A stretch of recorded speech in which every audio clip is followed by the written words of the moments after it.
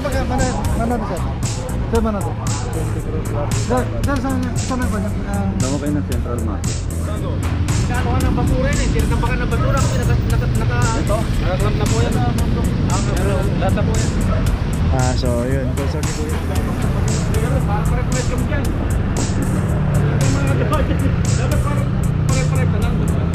Wala naman tayong magagawa dyan.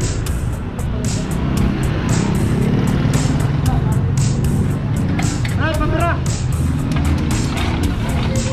Repagkat!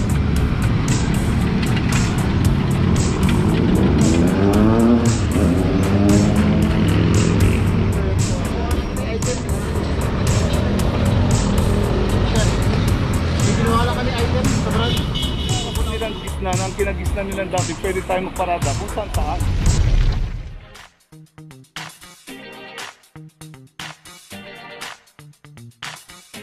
Papajo TV!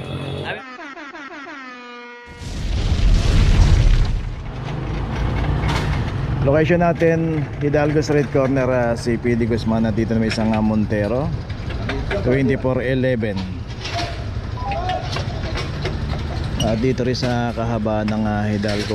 Mabuhay lane po ito. Pagka dinaretso po natin yan, ang labas po natin yan, Quezon Boulevard. Kaya iwasan po natin pumarada sa mga mabuhay lane. At dito pagka inaabot po tayo, matik na po yan.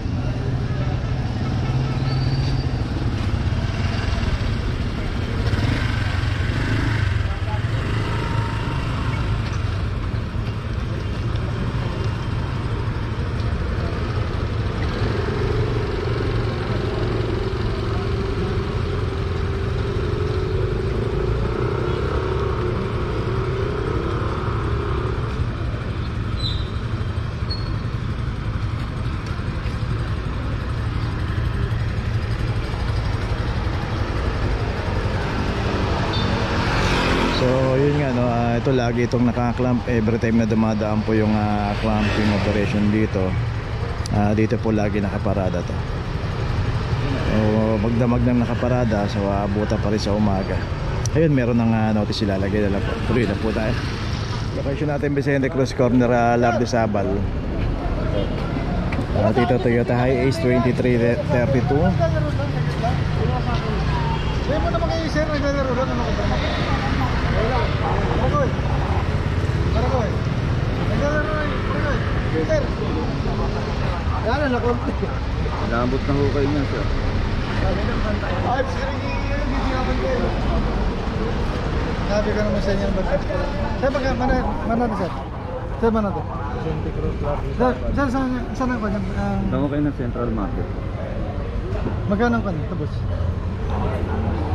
Sir, magkano? Ito po, nasa bato. Sabi ko sa mga tropa, naglalaro kasi kami ng balyar.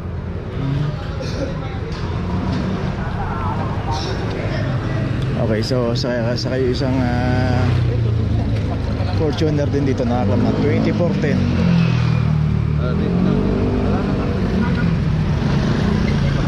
So ayun, kasi hindi naman nakaayos yung parada nila. Saka isa pa, bawal po kasi rito mabuhay din itong kahabaan ng Vicente Cruz. Okay, so bali dalawang sasakyan po yung naklab doon na naglalaro lang daw sila ng bilyar. Tuloy na po tayo. Location natin, Loyola Street Corner, Maceda.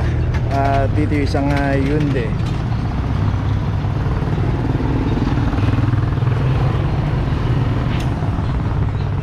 Isang Hyundai Tucson na naklam dito. 2322.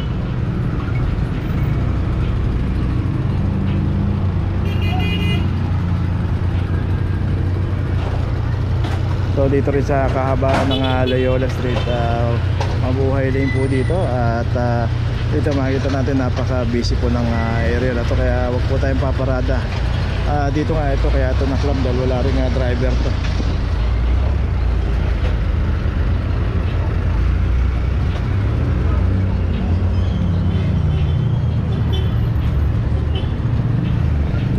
Okay, ito may notice na yung yun dito. So, location natin Alfonso Mendoza, corner ng Bangbang. Dito yung mga nakaparada rito, dami.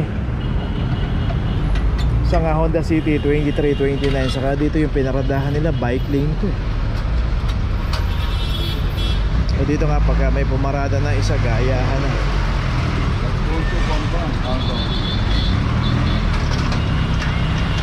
Dito rin yung isang Toyota Hiace 2336 Fortuner 2339. 900 sir. 900 po. Ito rin Toyota Hiace din 2335.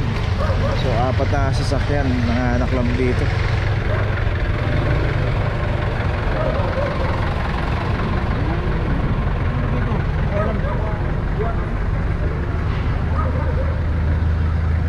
So meron dito isang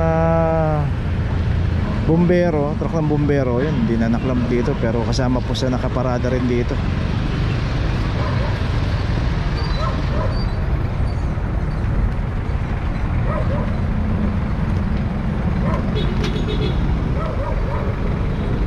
So yun, sa Honda meron na notice at ito yung Hiace. So dito naman kung paparada tayo at magtatagal tayo, itong kahabaan ng Bambang hanggang palabas ng Rizal Avenue, ang dami pong pay parking dyan. Kabilaan nga po eh. Kaya pwede tayong pumarada dyan. Doon hanapin lang natin yung parking attendant. So ganun talaga, magbabayad tayo ng parking kasi wala naman tayong garahe, kasi naman dito tayo paparada. Bago. Nakaano ng basura yun eh. Tinatampakan ng basura kasi nakaklam na po yan. Lahat na po yan. So yun, concern ni Kuya, tinatapunan daw ng basura to. So talagang hindi naman, bawal naman po kasi pumarada dito sa kahabaan ng Alfonso Mendoza. At hindi naman po pay parking to.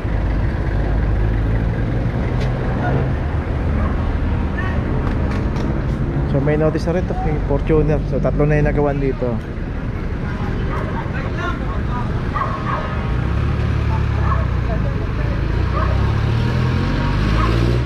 So ito na ang ginagawa yung isa.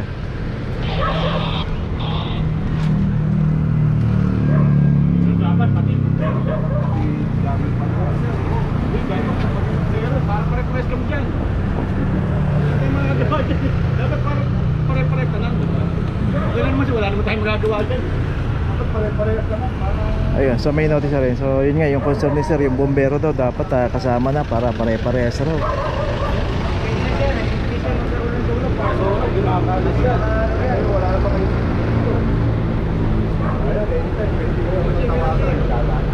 Ayun nga raw, pagka in case na emergency, nagkasunog. So sa atin, pinakita lang natin kung ano po yung nangyayari, yung may mga nakaklam at hindi nakaklam.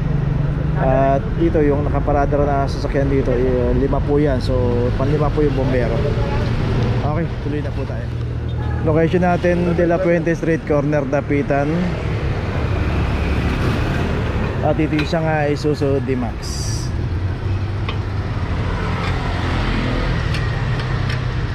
$2406. Saka yung dito rin sa kabila.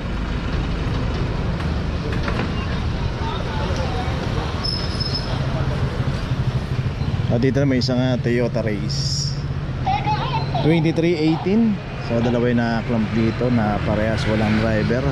Dito yung nabuta sa kahabaan ng Mabuhay Lane dito sa De La Puente Street.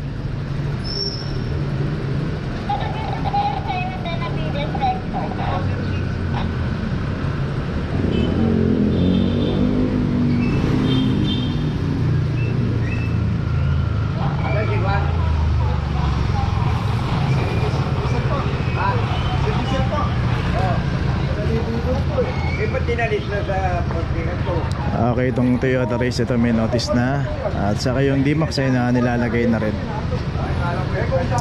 So yun, nahanap na yung driver. Pero nakaklap na po yan ang walang driver. Okay, tuloy na po tayo. Ay, pagkara!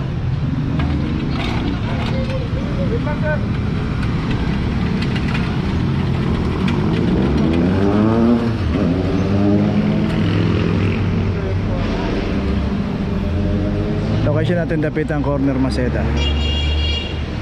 Ayun, tinatawag pa nila yung may-ari. 2411.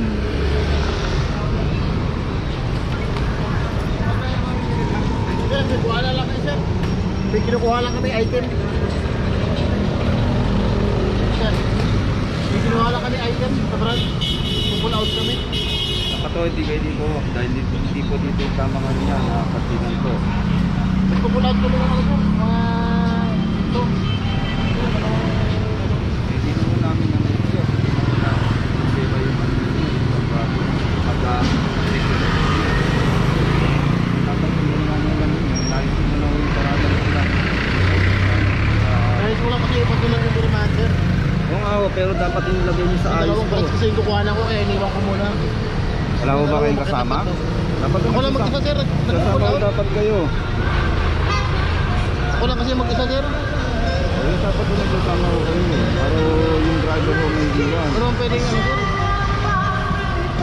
Pasensya ka na sir, pero hindi kita mapagbibigyan ha. Obstruction po kayo. Dalawang branch yung ano po, yung kukuha lang pala kaya iniwan ko sa gilid po sa tapat. Pupuntahan niya Central Market Impounding po. Diyan lang, kita mo naman, dalawang magkatapat dyan kinukuha lang.